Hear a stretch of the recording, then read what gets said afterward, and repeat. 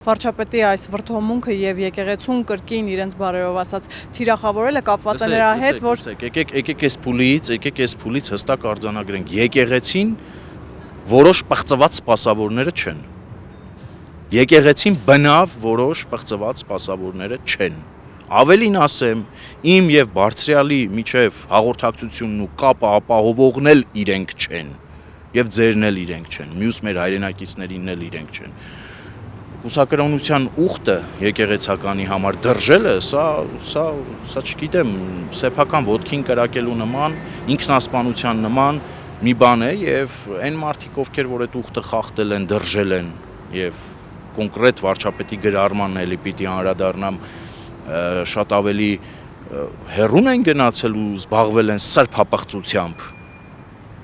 Ներողություն, այն մարդը, հատկապես հիմա ես առաջին ժամերի արձագանքն եմ ուսումնասիրել համացանցում։ Գիտեք, հանրապետության թիվ 1 աթեիստի կողմնակիցները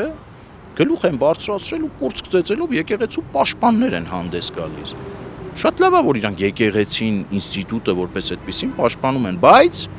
թող չփորձեն եկեղեցու որոշ սպասավորների պաշտպանել Հայաստանի Հանրապետության քաղաքացիներից, պաշտպանել հայ առաքելական Սուրբ եկեղեցու հոտի ներկայացուցիչներից։